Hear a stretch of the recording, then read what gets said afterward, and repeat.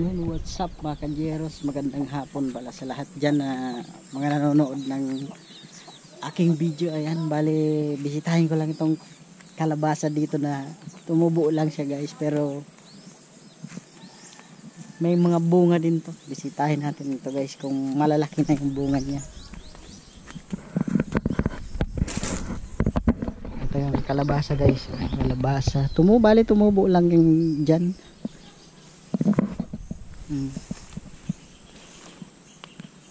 Ito guys, napakalaki. Laki.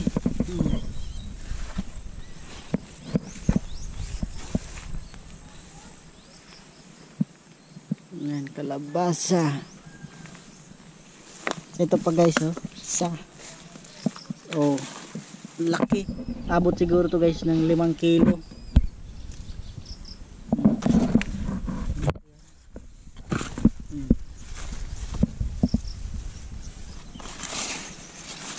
Lalaki ng kalabasa dito guys.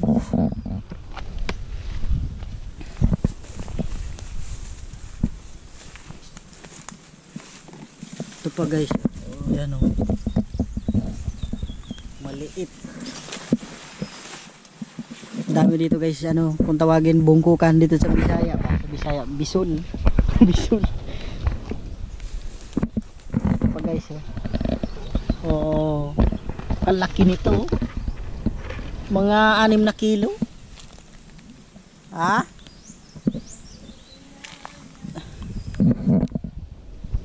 Bali 3 malalaki na siya guys, na kalabasa na pwede nang harbisin. Abot siguro to 5 kilo bawat isang bunga.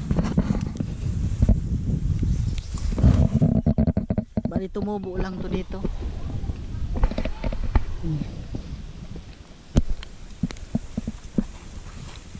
Yung iba guys, ibang bunga pinitas na, ginulay, gata.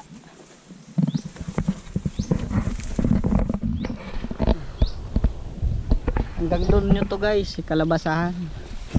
Kumalat, isang puno lang ba.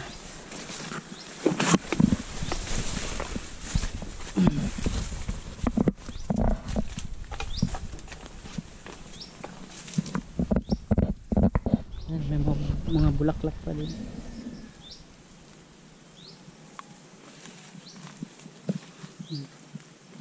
Ito pa. Guys,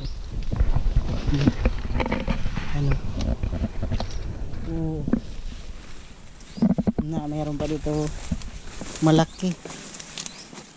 Ito guys, abot siguro to 6 na kilo. Napakalaki niyan guys.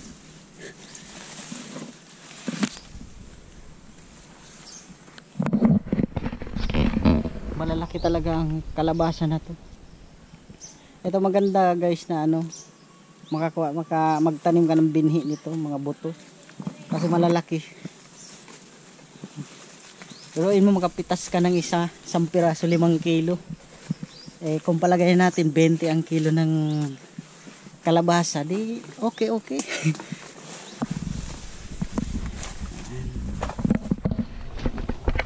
Dito mga maliit pa yung may maliit din dyan. Hello Gum. Hello. Asawa ko guys. Bale meron pa dito guys, yan.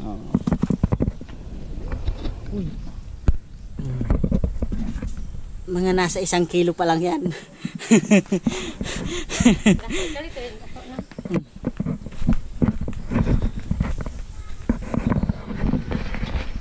Kunin natin yan.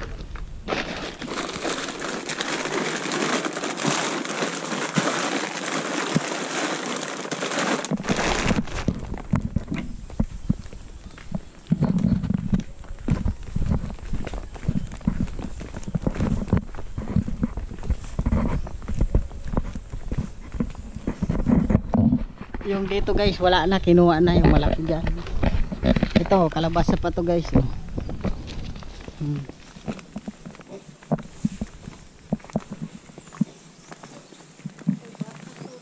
kalabasa, ayan oh. Tambok ang mga dahon niya. Ito mga talbos dito guys, mga talbos na yan. Pinagkukuha ko yung iba niyan, pinagulay ko.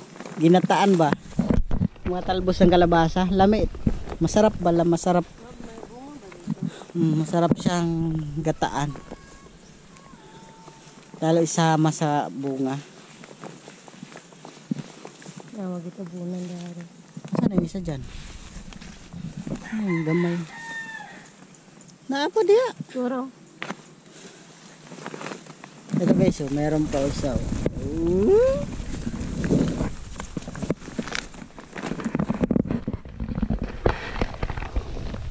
Pag yan lumaki guys, meron ng pambenta. Saan guys, hanggang dito na lang aking video. Ayan, update ko lang kayo dito sa aming probinsya. Maraming salamat sa panonood.